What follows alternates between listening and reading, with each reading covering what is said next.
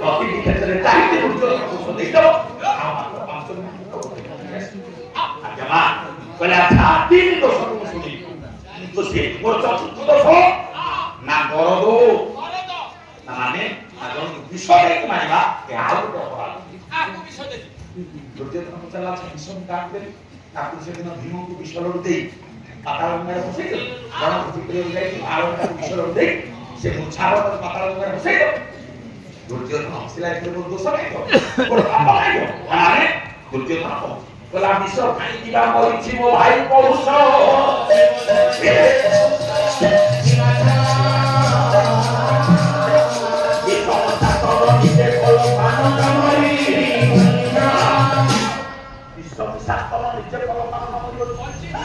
ଦେଇଥିଲେ ଭୀମ ଭାଇ ତମେ ବିଷ ଖାଇବ ତମେ ଏତେ କାହାକୁ ମାନେ ଦୁର୍ଯ୍ୟୋଧନ କାହାକୁ ନିର୍ଦ୍ଦୋଷ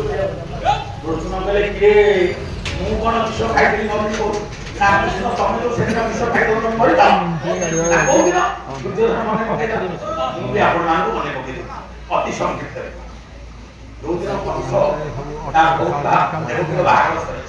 ବସୁଦେବଙ୍କ ସହିତ ବାହାଘର ସରିଗଲା ପରେ ରଥରେ କଂସ ମୂର୍ତ୍ତି ଛାଡ଼ି ଦେଇକି ଆସିବ ହଠାତ୍ ଆକାଶ ମାର୍ଗରେ ଶୂନ୍ୟବାନ ହେଲା କଂସକୁ ଇଆ ପାଗ କଣ ହେଲା ଯାର ବାହୁ ତୁ ସତେ ତୋତେ ମାରି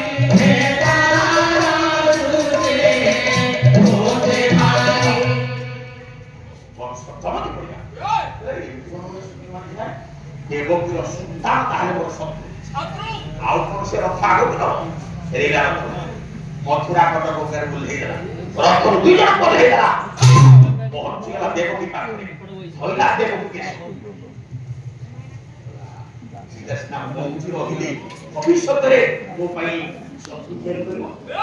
ଇଏ ବୁଲୁ ମାଇଲେ ଯିବ ସରି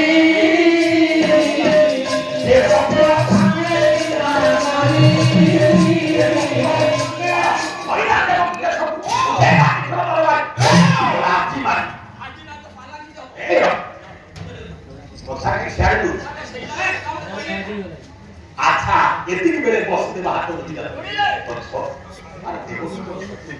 তার গর্ভর সন্তান জন্ম সন্তান দেখি সে একটা বন্দি করা গোটিয়ে পরে গোটিয়ে ছটা শিশুপুত্র বংশ বজায় মানে সপ্তমে অষ্টমে হরিজন্ম নবমে কন্যা জন্মিলা সুভদ্রা বলে নাম ছটা পুଅକୁ ମାରି ସାରିବା ପରେ ଦିନେ ଦେବର୍ଷି ନାରଦ ବୁଲିବାକୁ ଆସିଛନ୍ତି ଦେବର୍ଷି ଡାକିଦେଲେ କହିଲେ କଂସ ମୁଁ କଣ ଶୁଣୁଛି ତୁ ଦେବକୀର ଛଅଟା ପୁଅକୁ ମାରି ସାରିଲାଣି ଆରେ ହେ ଇଏ ଛୋଟ ଛୁଆମାନଙ୍କ ଶତ୍ରୁ ଆରେ ଏମାନେ ତୋର ଶତ୍ରୁ ନୁହଁ ଶତ୍ରୁ ଯିଏ ସେ ଆଉ ଟିକେ ପରେ ଆସିବ ପଛରେ ଶତ୍ରୁ କେତେବେଳେ ଆସିବ ନା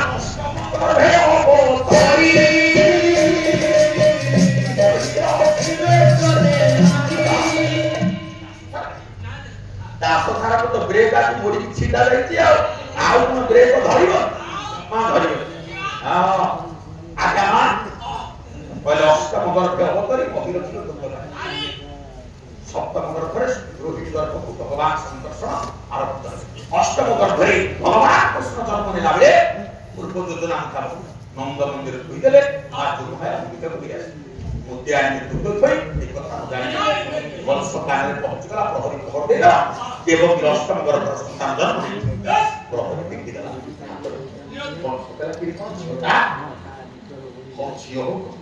ଶତ୍ରୁ ଗଳେ ଧରି କୁମାରିକି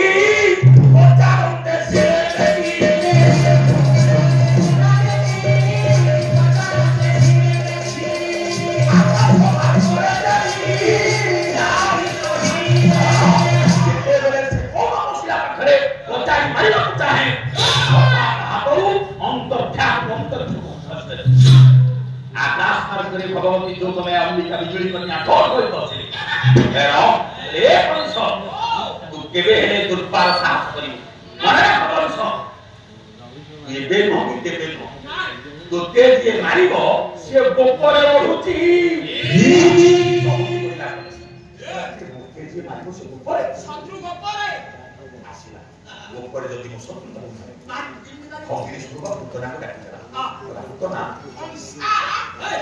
ଏଇ ଭୁଲ ପର୍ଯ୍ୟନ୍ତ ମତେ କହିଛି ମୋତେ କାହିଁକି ନବ ନହେଲେ ମୁଁ ଛାଡ଼ି ଦେବି ତତେ ମୁଁ ନିର୍ଦ୍ଦେଶ ମାନି ନ ତତେ ଗୋଟେ ଅନିନ୍ଦ ରୂପବତୀ ନାରୀଟିଏ ଉଚ୍ଚାଗ୍ରରେ ଉତ୍କଟ ବିଷକୁ ପ୍ରଲେପ କରି ଉପକଟ କରି ଚେତନା ବଦଳିତ ସନ୍ତାନ ସମସ୍ତଙ୍କୁ ସ୍ତରରେ ନିଜକୁ ସତେଜ ହେଇଗଲା ବଂଶର ଆଦେଶ ଅସୁରୀ ବୁଲଇ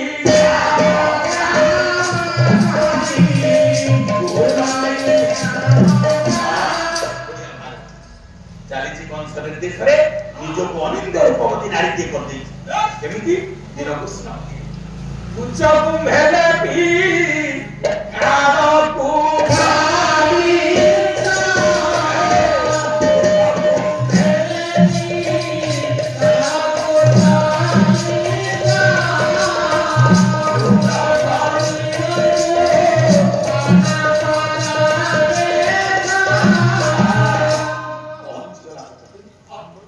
যাই নন্দরাজাকে সিংহ দরজা পাখে বসিতা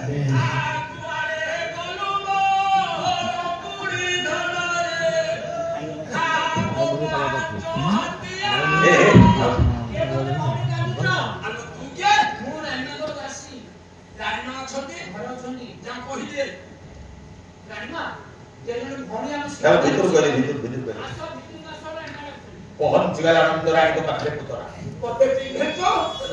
मु पुतला तोरे जी कोन पागे पाइले न दुखता मोटे जन्म करथि अरे ये स्तन्य जन्मना उ छहे परि पर ओहो सुनिली तोर पाड़े गोटे छोट पो अछि हां ताकु टिके स्तन्य पान करबा पई बोले इमित कोन कांदी कांदी कहला रानी मा कोन कहि मो दुख कथा गोटे जन्म हो पाजो तीन दिन मरि गला उड़िया भाग मोर मार कोए बे मोरा मोरा जतिया मोरा जतिया कांदी कांदी कहला सुनिली गोटे अछि ताकु के सम्मान करे सेतो रहो गोटे पाखो छिया सुनील पुरपड़ा कोटे जन्म करछि तू जब से कोटा को मते जीवन तू तब दुख पान करई देंती स्तनदान करई देले को जंत्र सब बन जाता ए पुतरा कथा रानीमा कोले संतोष रे तुमे अवधान कोले संतोष रे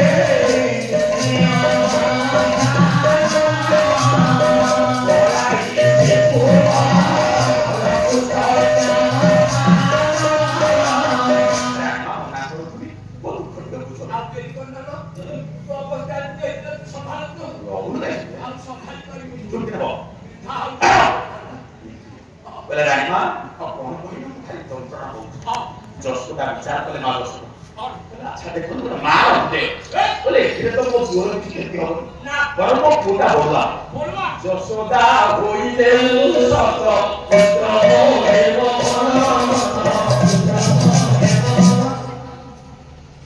दूध पान करियो क्षीर पान करियो इरे मो फुटा बोलवा खाना खाइ सब ना चाहिए वो कोई आते बड़ हो गया आरो बढ़े दिले सेदिन भगवान कृष्ण सती मारुति आज पुतना हाथ बढ़े केमिति बढ़िले या भागवत गोटे पद दास प्रथम कहूची खाली तमर सुर अछि जे ये बेकांगी बेलु बड़ भारी बेठ गया ना से केते बेले चारि हाथ नमियो केते बेले छोट हो जाय जमा आ सुति मधुर हो भल सुर केतो एते बिकुटिया दियो उड़िया भाग पढ़ो यशोदा घेनी बन भारी पुतना घोड़े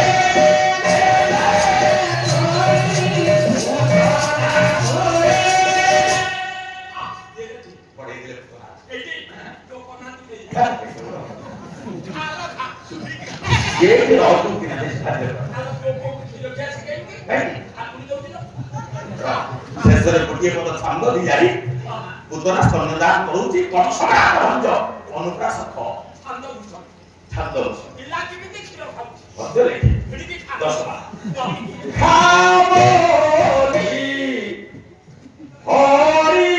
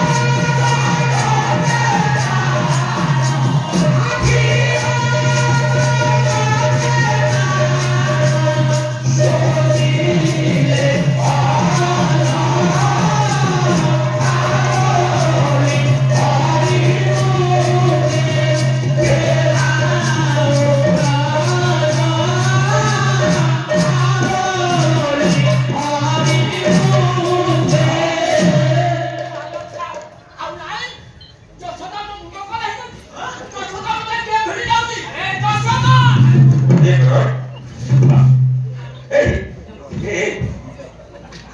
भगवान कृष्ण क्षीर सहित पंच पुरुष जगन्नाथ दास ओडिया भागवत पंच पुराण क्षीर संगे